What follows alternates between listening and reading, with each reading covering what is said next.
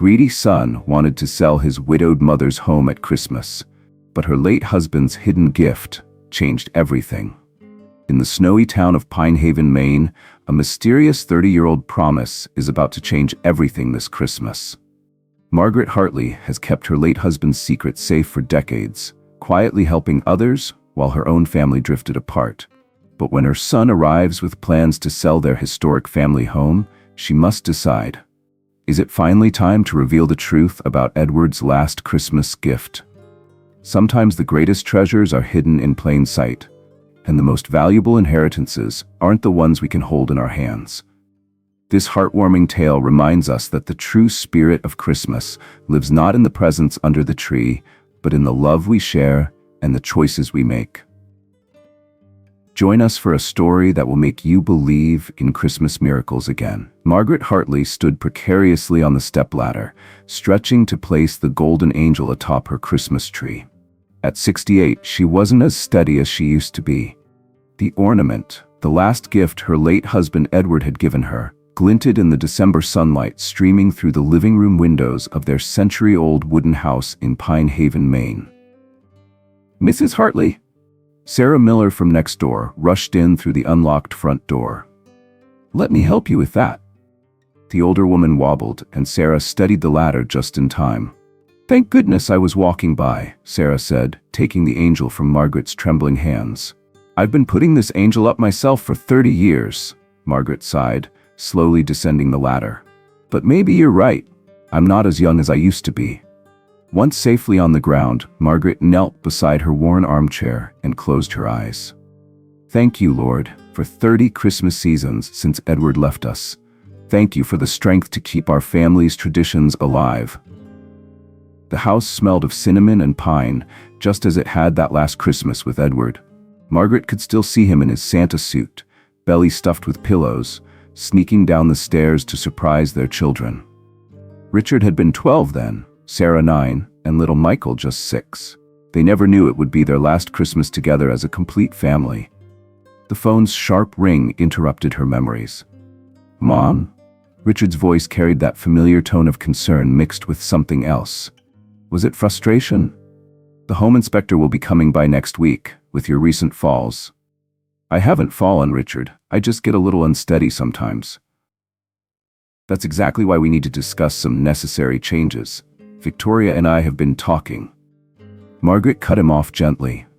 "We can discuss everything when you arrive. Right now, I need to finish preparing for Christmas."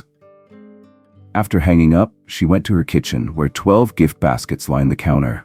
Each one contained home-baked cookies, a small turkey, and carefully wrapped presents. The Martinez family would find theirs on their doorstep tomorrow morning, just as they had every Christmas since Mr. Martinez lost his job at the mill. "Grandma?" 12-year-old Emily, Richard's eldest, appeared in the doorway. She must have let herself in with the spare key. "I came to help with the Christmas cookies." Margaret smiled, pulling out her recipe box. "Perfect timing. These sugar cookies were your grandfather's favorite. He used to sneak the dough when he thought I wasn't looking." As they worked together, Margaret shared stories about past Christmases. Emily listened intently while cutting stars and angels with the same cookie cutters her father had used as a child.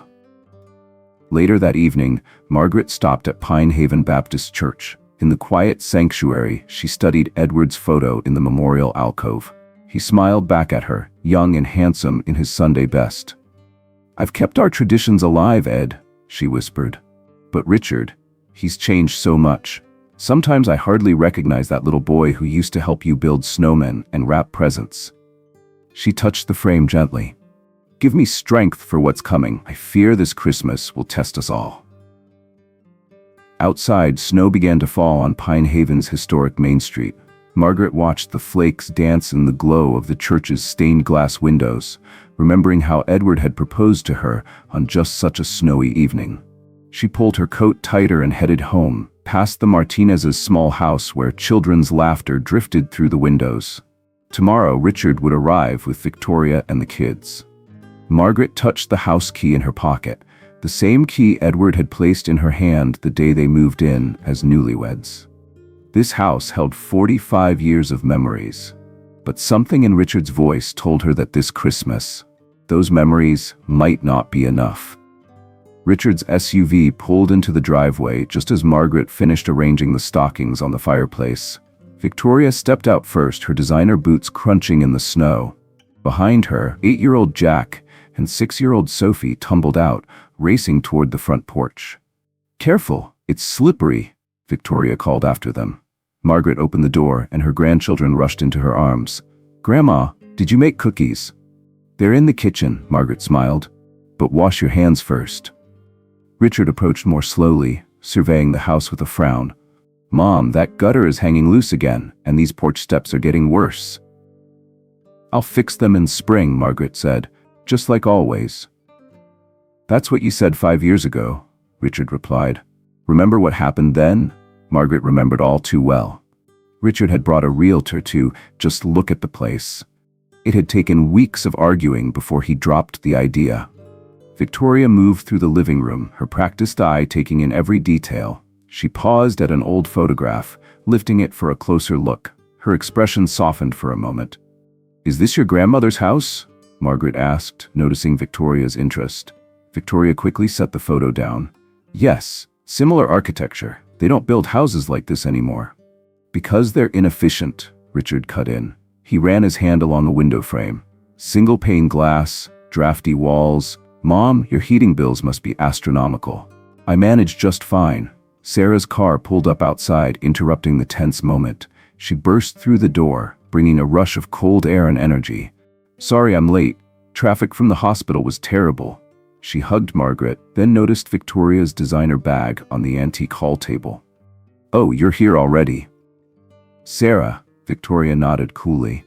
"Still working those long nursing shifts? Someone has to take care of people." Michael arrived minutes later with a stack of papers under his arm. "Mom, I found some interesting documents about historic preservation in Pine Haven. Did you know?" "Let's not start with that now," Richard interrupted. "Mom, we need to talk about something important. The Maxwell Holdings Group has expressed interest in this property." "The who?" Margaret asked. "They're developers. They see the potential in this location. Victoria's been working with them." "Only as a consultant," Victoria added quickly. Sarah's face reddened. "You're trying to sell Mom's house? Again?" "I'm trying to be practical," Richard said. "Mom can't maintain this place alone anymore." "She's not alone, we help," Michael protested. "Weekend visits aren't enough. What if she fell? What if there was a fire?" "That's why we should pray," Sophie announced suddenly, taking her grandmother's hand. "Daddy says we always pray before important discussions." They gathered awkwardly around the dining room table. Margaret's quiet grace touched on family, blessing, and guidance. When she finished, Richard cleared his throat. "Maxwell Holdings has plans to develop this entire block. They're offering well above market value." "This isn't about money," Sarah started, but Victoria cut in. "It's about safety and practicality. These old houses require constant maintenance." "They require care," Michael corrected, "like anything valuable." "The neighborhood is changing," Richard insisted. "Maxwell Holdings has a vision." "For destroying history?" Sarah demanded. "For progress," Victoria replied. Margaret watched her family argue, remembering other Christmas discussions around this table. Edward had always said that hard conversations were best had over good food. She stood up. "I'm making hot chocolate with marshmallows, just like your father loved. Then we can talk about this calmly." In the kitchen, Margaret heard Jack ask, "Mom, what's happening to Grandma's house?" Victoria's answer was too quiet to hear, but Sophie's voice carried clearly. "But where will we hang our stockings if Grandma moves?" Margaret's hands shook slightly as she reached for the cocoa tin. Outside her kitchen window, snow continued to fall on Pine Haven, covering the garden where Edward had taught their children to plant vegetables, the yard where they'd built countless snowmen, and the old maple tree where a faded rope swing still hung, waiting for spring. "We should look for the old ornaments while the kids nap," Sarah suggested, trying to break the tension that lingered after their hot chocolate discussion. Michael nodded, following her up the narrow attic stairs. The attic smelled of cedar and thyme. Sarah switched on the light, revealing stacks of boxes labeled in their father's neat handwriting. Christmas 1985, kids art, family photos. Look at this, Michael said, opening a box. Dad's old Santa suit. Sarah touched the red fabric gently. Richard used to beg to wear it after Dad passed. As they searched for the ornament boxes, Michael noticed a bundle of envelopes tied with faded ribbon. These are from Jenkins Hardware. The old store downtown? Sarah picked up one of the letters. Her eyes widened as she read. Michael, these are stock certificates. From the window, Victoria watched Margaret crossing the snowy yard carrying a large basket. She stopped at the Martinez house, carefully placing it on the porch. After ringing the doorbell, Margaret hurried away, hiding behind the maple tree just as Mrs. Martinez opened the door. Victoria observed the scene with growing curiosity. Mrs. Martinez's surprised smile, her children's excitement as they carried the basket inside, and Margaret's quiet satisfaction as she slipped back home unnoticed. In the attic, Sarah and Michael continued discovering documents. Dad bought shares in Jenkins Hardware before he died, Michael explained, reading through the papers. Look at these letters. He believed in Mr. Jenkins's vision for expansion. Jenkins Tools and Hardware, Sarah said. It's a national chain now. A floorboard creaked behind them. What are you doing up here? Richard asked. Binding Christmas decorations, Sarah answered quickly, sliding the letters under the Santa suit. Mom shouldn't keep all this stuff. It's a fire hazard. It's our history, Michael countered. Downstairs, Sophie discovered a box of old toys. Daddy, look, a train set. Richard lifted the wooden train, recognition flickering across his face. Dad made this? Can we play with it? Jack asked. Before Richard could answer, the doorbell rang. Victoria opened it to find a man in a business suit. Jim Maxwell, Maxwell Holdings. He stepped inside without waiting for an invitation. Hope I'm not interrupting your family gathering. I was in the area and thought we could discuss the property. Margaret appeared from the kitchen, wiping her hands on her apron.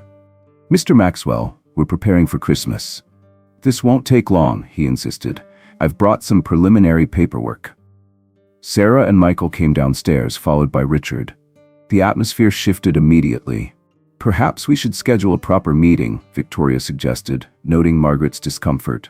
Time is valuable in real estate, Maxwell replied. My company has plans for this entire block. Progress doesn't wait for sentiment. This is my home, Margaret said firmly, and we're celebrating Christmas. Maxwell placed his business card on the hall table. The neighborhood is changing, Mrs. Hartley. Better to be part of the change than left behind. Call me when you're ready to be practical. After he left, Richard picked up the business card. He's right about the neighborhood, Mom. The neighborhood is fine, Sarah snapped. Unless people like him destroy it. People like him create opportunities, Victoria said. For who? Michael asked. Margaret watched her children argue, remembering Edward's words from long ago. A house is more than walls and windows, Maggie. It's the stories we write inside it. In the living room, Emily helped her younger cousins set up the wooden train set. Grandpa made this? Sophie asked. Yes, Margaret answered. He made one for each of your parents when they were small. Dad's is the only one left, Michael added. Sarah's got lost in a move, and mine. He glanced at Richard. Mine disappeared during the cleanup 5 years ago. Richard had the grace to look uncomfortable. We had to clear space in the garage. Like you want to clear space here? Sarah asked. Victoria moved to the window, watching more snow fall on Pine Haven. A memory stirred, her grandmother standing in a similar window, crying as the moving trucks arrived. She pushed the thought away. The kids should rest before dinner, she announced. It's been a long day. But as the children protested and the adults continued their tense discussion, no one noticed Margaret quietly climbing the attic stairs to retrieve her own set of old letters, ones that would change everything. Margaret sat alone in her bedroom, holding Edward's last letter. His words about the Jenkins Hardware shares echoed in her mind. Keep this safe, Maggie. It's our children's future, but they need to learn the value of hard work first. She'd honored that promise for 30 years, reinvesting the dividends and watching the small investment grow beyond anything Edward could have imagined. The statements were hidden in her wedding album, the one place her children never looked. A knock interrupted her thoughts. Mrs. Hartley? Victoria stood in the doorway. May I come in? Margaret tucked the letter away. Of course. Victoria picked up a photo from the dresser. This house, It reminds me of my grandmother's. She lost it when I was 12. What happened? Progress, they called it. A shopping mall now stands where generations of my family lived. Victoria set the photo down. I promised myself I'd never let sentimentality cloud my business judgment after that. Downstairs, Richard spread papers across the dining room table. The Maxwell Holdings offer is more than generous, Mom. Sarah, searching through old Christmas cards in the living room, found a stack of thank you notes. Each one expressed gratitude for anonymous gifts: groceries, winter coats, school supplies. In the kitchen, Margaret and Emily prepared cookie dough using Edward's mother's recipe. Sophie and Jack helped press the old cookie cutters into the dough. "Why does this angel look different?" Sophie asked, holding up a tarnished cutter. "That was your father's favorite," Margaret explained. "He picked it out himself when he was your age." Richard entered the kitchen, papers in hand. "Mom, we need to discuss the Maxwell proposal." "Not now," Margaret said. "We're baking." "This is important." "So is this," Emily interrupted, surprisingly firm. "Grandma's teaching us about family traditions." Michael arrived with more research. Maxwell Holdings has bought 6 historic properties in Pine Haven this year, all demolished. Victoria stiffened. They're creating modern, safe living spaces. "They're erasing history," Sarah countered, walking in with the thank you notes. "Mom, what are these?" Margaret focused on cutting cookies. "Just old Christmas cards. They're thank you notes, dozens of them." Sarah read one aloud. "Dear Christmas Angel, the winter boots you left for my children." "Mom's been playing Santa," Michael realized. Richard frowned. "With what money?" "I manage," Margaret said quietly. "That's what worries me," Richard replied. "You live on a teacher's pension. The house needs repairs." "I've never missed a bill," Margaret interrupted. Victoria watched the exchange, remembering her grandmother's similar protests. But something was different here. Margaret's calm certainty suggested she knew something they didn't. "These cookie cutters are getting dull," Margaret changed the subject. "Edward always said dull tools make double the work." "Dad said a lot of things," Richard muttered. "And meant everyone," Margaret responded sharply. It was the first time she'd shown anger. The kitchen fell silent. Emily pressed her hand into her grandmother's.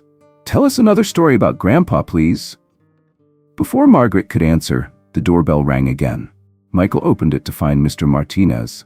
"Mrs. Hartley," he called. "I know it was you. After all these years, I finally saw you this morning." Margaret wiped her hands on her apron. "Carlos, please."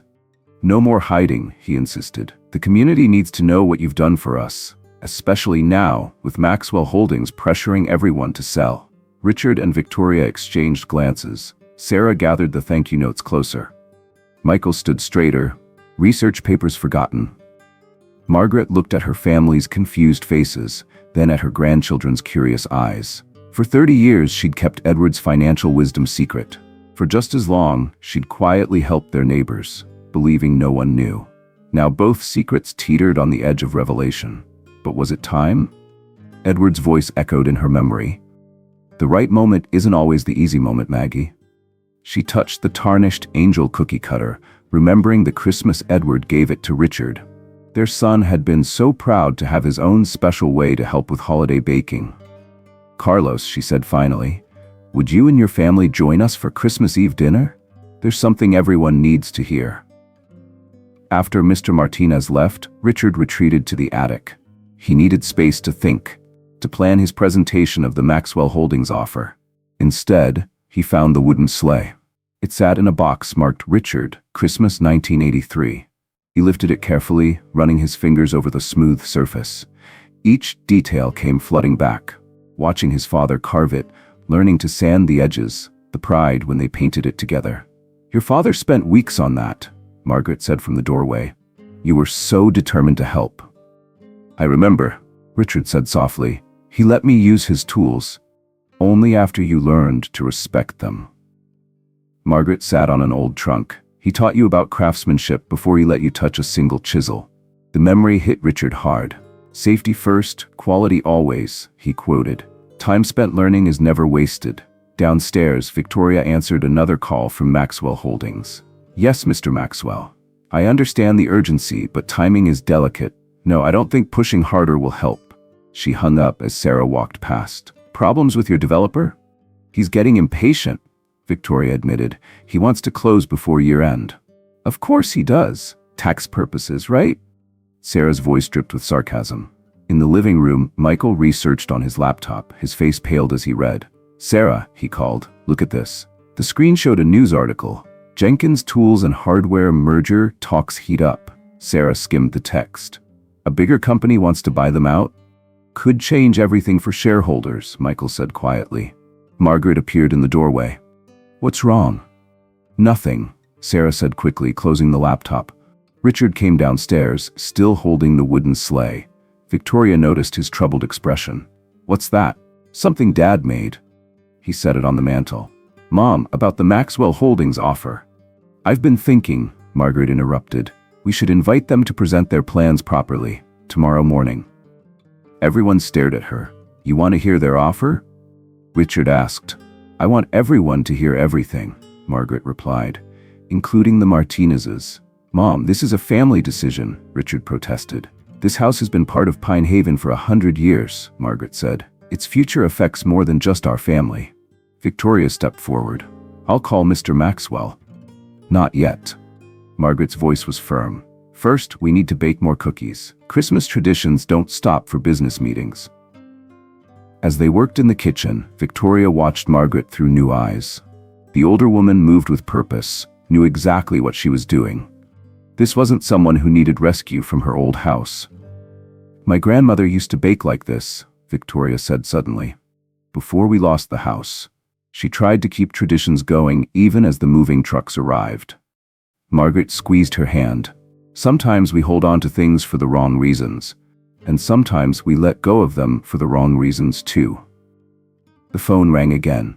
Michael answered, then called out, "Mom, it's Reverend Walsh. He's asking about the Christmas Eve service." "Tell him I'll be there," Margaret said. "I need to pray." Later, alone in the church, Margaret knelt in her usual pew. "I don't know if I'm doing this right, Edward," she whispered. "The money, the secrets. I thought I'd know when the time was right." The wooden sleigh sat next to her, brought along almost without thought. She touched its smooth surface, remembering Edward's patience as he taught Richard each step of its creation. "You always said every piece of wood had its own story," she continued, "that we just had to listen carefully enough to hear it. I've kept our story quiet for so long. Maybe too long." The church stayed silent, but as Margaret stood to leave, she noticed something she'd missed before, carved into the sleigh's bottom in Richard's childish hand. "Dad and me, Christmas 1983. Best present ever." She picked up the sleigh, decision made. Tomorrow, Maxwell Holdings would present their plans.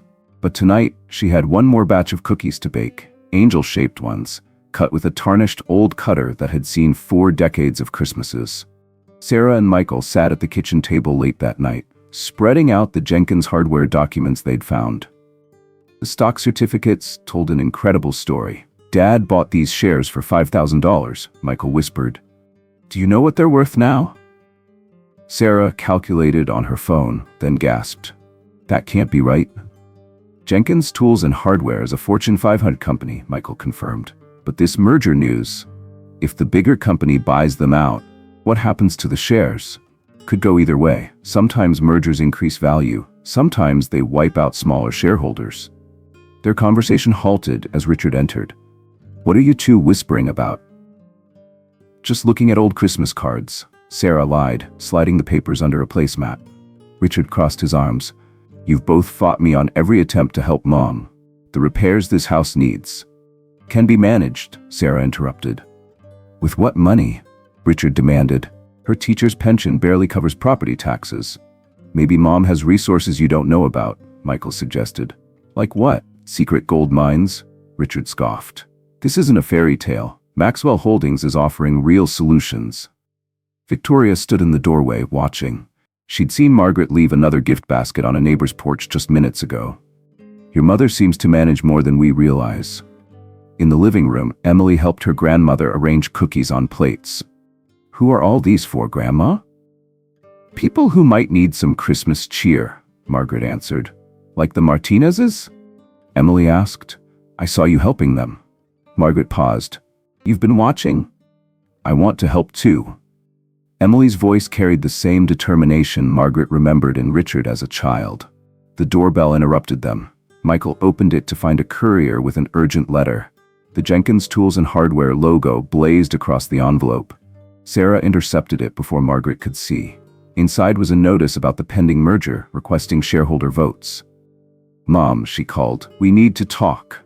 "Not now," Margaret replied, still arranging cookies. "Mr. Maxwell is coming in the morning." "This is important," Michael insisted. "So is being ready for our guests."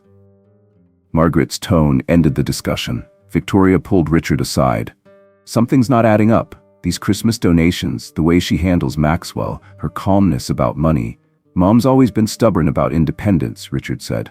"No," Victoria shook her head. "This is different. She's not afraid." Outside, more neighbors arrived with Christmas cards.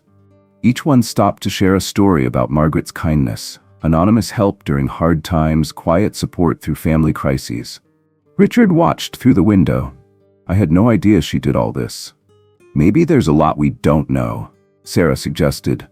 The Jenkins Hardware letter sat unopened on the table. Michael kept glancing at it, knowing time was running out before the merger vote. "Mom?" He tried again, "about Dad's investments." "Tomorrow," Margaret said firmly. "Everything tomorrow." Victoria found herself remembering more about her grandmother's lost house. "She knew," she said suddenly. "My grandmother knew they'd take her house months before it happened. She just couldn't find a way to fight them." "Mom's different," Sarah said. "She's been planning something." Richard picked up the wooden sleigh again. "Dad always said planning without action is just dreaming. And action without planning is just chaos," Margaret added. Entering the room, he was right about both. The family fell silent, watching as she took the Jenkins Hardware letter. Without opening it, she placed it in her Bible. "Get some rest," she told them. "Tomorrow will be a big day." As everyone headed to bed, Margaret sat alone in Edward's old chair. One by one, she began opening the Christmas cards from neighbors. Each one contained not just thanks, but promises of support against Maxwell Holdings. She smiled, thinking of Edward's words about community being stronger than any corporation. Tomorrow would prove if he was right about that too. Margaret sat in the empty church, watching morning light filter through the stained glass. The Christmas Eve service would begin in 12 hours, but she needed this quiet moment alone. "The Jenkins merger vote is today," she whispered to Edward's memorial photo. "You always said timing was everything."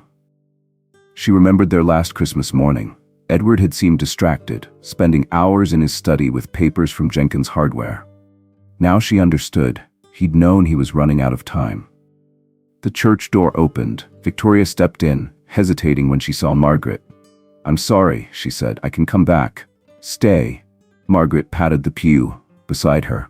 "You look like you need quiet too." Victoria sat clutching an old leather album. "I found this in my car. I've been carrying it around since my grandmother died." She opened it to show newspaper clippings about the demolition of her family's home. The developers said the same things Maxwell is saying now. Progress, safety, the future. Outside, children's laughter drifted through the windows. The Martinez kids were building a snowman, just as Richard and his siblings had done every winter. Back at the house, Richard discovered an envelope tucked into the wooden sleigh. Inside was a list in his father's handwriting. Companies worth watching, 1993. Jenkins Hardware was circled in red. "Dad knew," he muttered. "He saw the potential before anyone else." Sarah entered with more neighbor cards. "Look at these. Mom's been helping the Williams family with medical bills, the Petersons with college tuition." "Where did she get the money?" Richard demanded. "Maybe that's what she wants to tell us tonight," Michael said, joining them. The Jenkins merger vote ends at midnight. Victoria returned from the church alone. "Your mother's quite remarkable," she told Richard. "She reminds me of my grandmother, but stronger somehow." "What do you mean?" Victoria opened her album. "My grandmother tried to fight the developers, but she was alone. Your mother, she's built an army of grateful neighbors over 30 years." The phone rang. It was Maxwell Holdings pushing for an immediate meeting. "Mr. Maxwell," Victoria said firmly, "as I explained, we're meeting tomorrow morning." "Yes, I understand the merger deadline. No, that doesn't change our schedule." Margaret walked in as Victoria hung up. "Problems?" He's getting aggressive, Victoria admitted. The Jenkins merger has everyone on edge. Good things can't be rushed, Margaret said, heading to the kitchen. Emily followed her grandmother. Can I help deliver more cookies? You know about that? I've been watching you help people, like the angels in the Christmas story. Margaret hugged her granddaughter. Sometimes angels work very quietly. The afternoon brought more neighbors with cards and stories. Mrs. Peterson tearfully shared how anonymous college money had saved her son's future. Mr. Williams described mystery checks arriving just as medical bills threatened his home. Richard listened, his businessman's mind racing. The amounts people mentioned weren't small. His mother's pension couldn't possibly cover it all. The merger vote, he said suddenly to Sarah. Mom's not worried about Maxwell's deadline because she's waiting for something else to happen first. Victoria overheard him. The Jenkins hardware vote could change everything. Or lose everything, Michael added, if the merger goes wrong. Your father never bought anything he didn't believe in, Margaret interrupted, entering with cookies. And he never sold anything just because someone said he should. She set the cookies down and picked up Edward's old Bible, removing the unopened Jenkins letter. Mom, Sarah asked, what are you going to do? Vote, Margaret said simply. Just like your father taught me, always vote your conscience, never your fears. The kids burst in from playing outside. Grandma, the Martinezes are coming with a surprise. Through the window, they saw the Martinez family approaching, carrying something large and covered. Margaret smiled. Right on time. Time for what? Richard asked. Time to remember who we really are, she answered, and what your father was trying to build here. It was never just about money. The doorbell rang, and Margaret went to answer it, leaving her confused family staring at the unopened Jenkins letter on the table. The Martinez family entered, carrying a large portrait covered in Christmas wrapping paper. Behind them, other neighbors began arriving, each bringing food and decorations for Christmas Eve. Mrs. Hartley, Mr. Martinez said, we couldn't wait until tomorrow. The whole neighborhood worked on this. They unwrapped the portrait to reveal a painted scene of the Hartley house surrounded by 30 years of Christmas memories. Children building snowmen, Margaret delivering baskets, Edward dressed as Santa. Before Margaret could respond, a car door slammed outside. Jim Maxwell strode up the walkway. Mrs. Hartley, he called through the open door. We need to discuss the situation immediately. Victoria stepped forward. Mr. Maxwell, I told you. The Jenkins merger changes everything, Maxwell interrupted. We need to close this deal before midnight. The room fell silent. Richard looked at his mother. The Jenkins merger? How do you know about that? I know about a lot of things, Maxwell replied, including the fact that some original Jenkins hardware investors are blocking our development plans. Margaret stood straighter. This is still my home, Mr. Maxwell, and we're preparing for Christmas Eve. Mrs. Hartley, you don't understand. Once the merger goes through. I understand perfectly, Margaret cut him off. Now please leave. We're expecting more guests. Maxwell's face hardened. I'll double the offer right now, but you have to sign before the merger vote. Victoria suddenly understood. You knew, she said to Margaret. You've known all along what this house is really worth.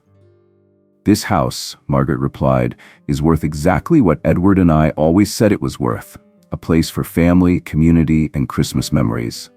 More neighbors arrived, filling the house with food and conversation.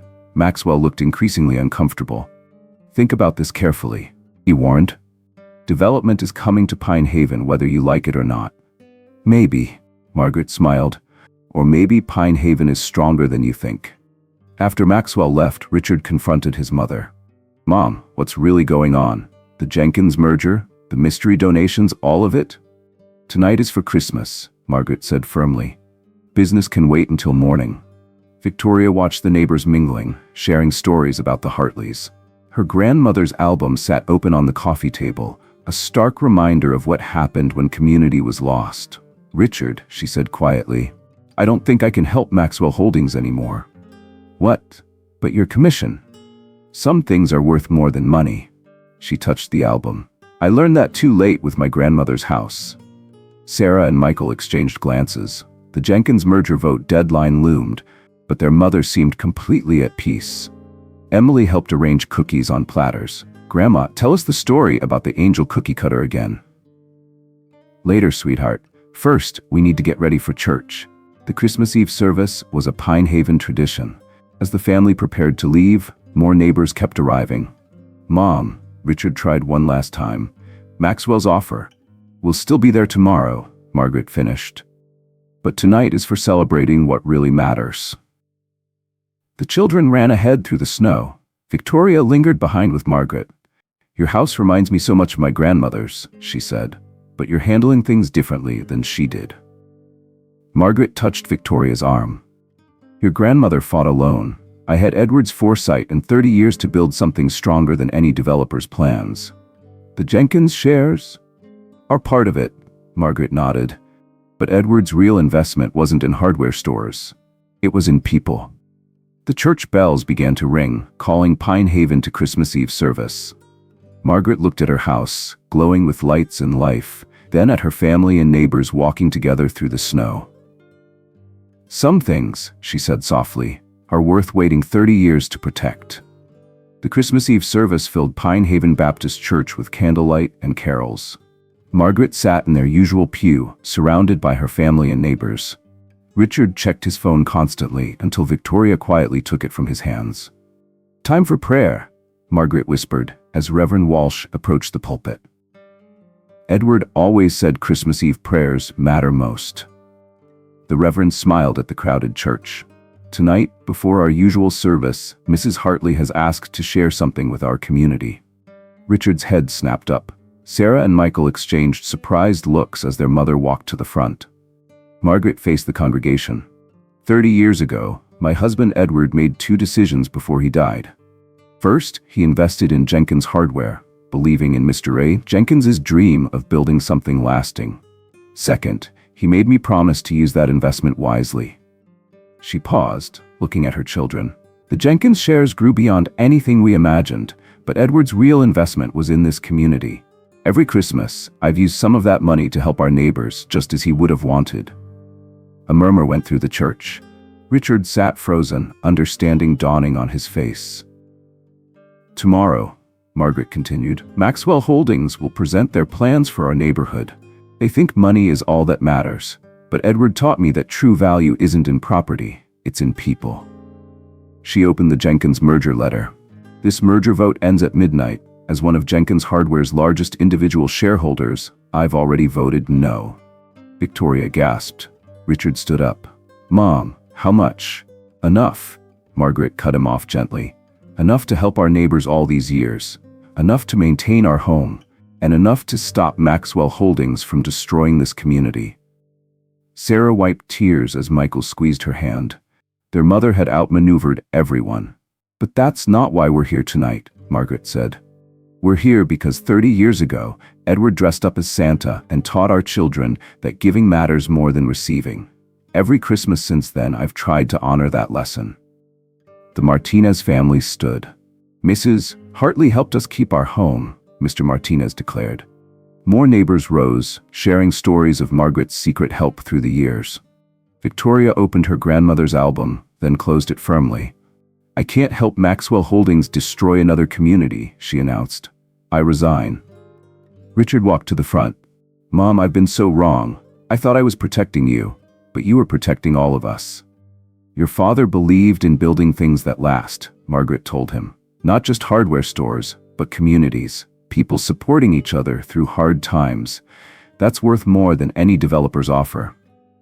Reverend Walsh stepped forward.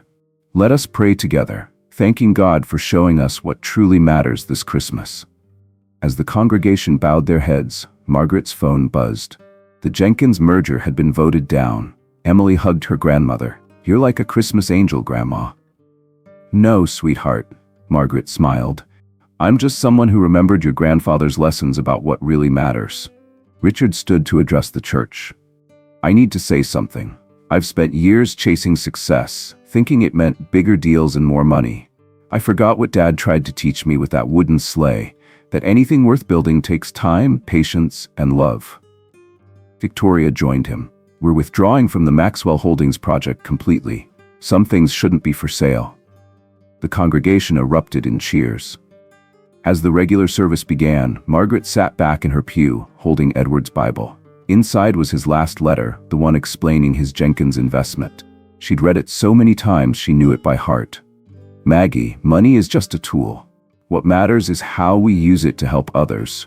Build something that lasts, not buildings, but hope. That's the best investment we can make. She looked at her family. Richard and Victoria holding hands, Sarah and Michael wiping tears, the grandchildren beaming, and knew Edward would be proud. His investment had paid off in ways no stock market could measure. Back at the house, the family gathered in the living room after the service. Richard held Edward's last letter, reading it for the third time. Dad knew exactly what he was doing, he said. The Jenkins investment wasn't just about money.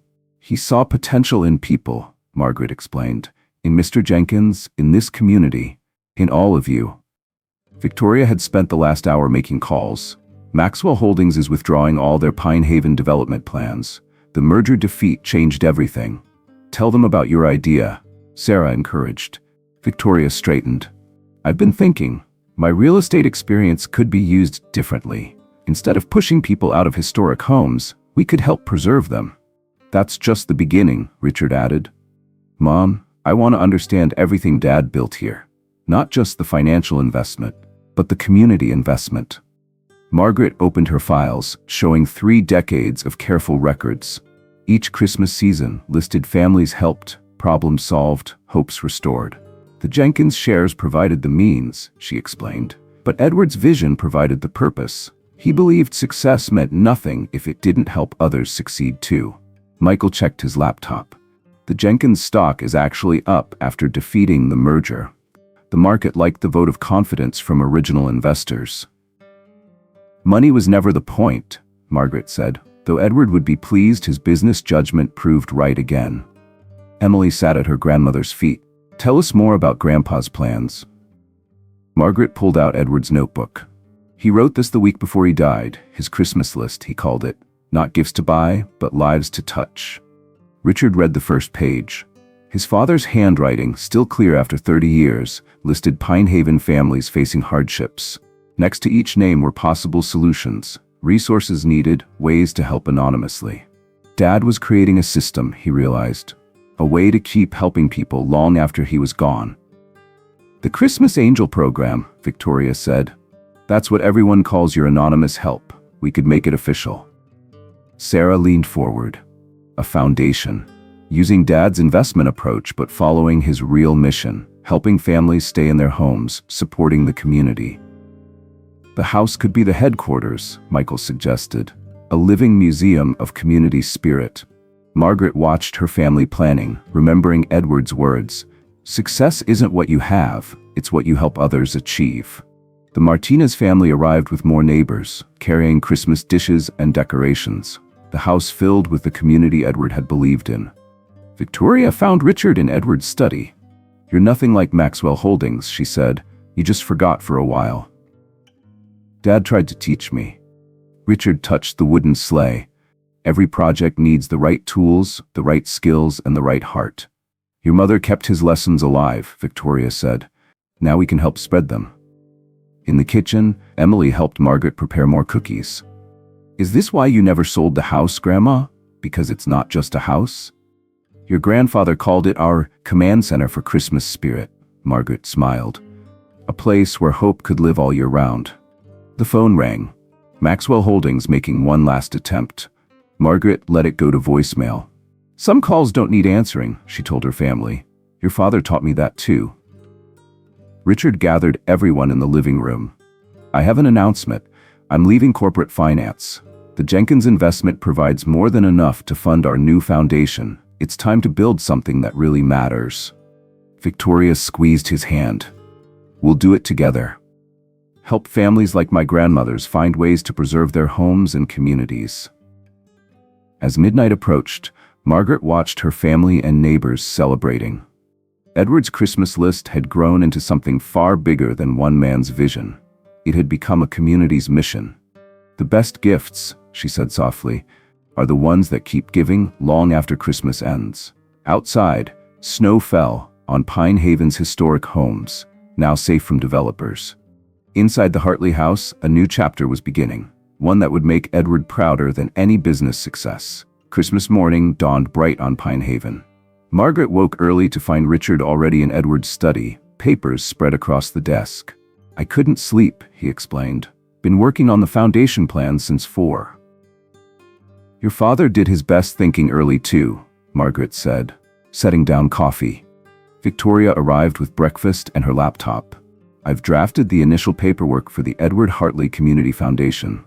Sarah and Michael are reviewing it." The dining room transformed into a planning center. Michael brought his research on historic preservation, while Sarah contributed her knowledge of local families in need. "The Jenkins shares will provide steady funding," Richard explained, showing his calculations. "We can help even more families than Mom did alone. And preserve more homes," Victoria added. "I've identified 12 historic properties at risk in Pine Haven." Emily sat with her notebook, taking everything in. "Can I help too, Dad?" "Of course." Richard pulled her close. "You noticed Grandma's secret helping long before I did." Sarah looked up from her medical files. "The Williams family needs help with their mother's nursing care. Could we start there?" "Already done," Margaret said. "Christmas angel delivery last night." "But this time," Michael smiled, "we can do more than just emergency help. We can create lasting solutions." The doorbell rang. Mr. Martinez stood outside with his family and several community members. "We want to volunteer," he announced. "Whatever you need for the foundation." Victoria opened her planning document. "Actually, we could use help identifying families in need. You know the community better than any developer ever could." Throughout the day, more neighbors arrived. The living room became command central for what Richard called Operation Christmas Spirit. "Dad would love this," Sarah said, watching people sign up for volunteer positions. Margaret found Victoria in the kitchen, staring at her grandmother's album.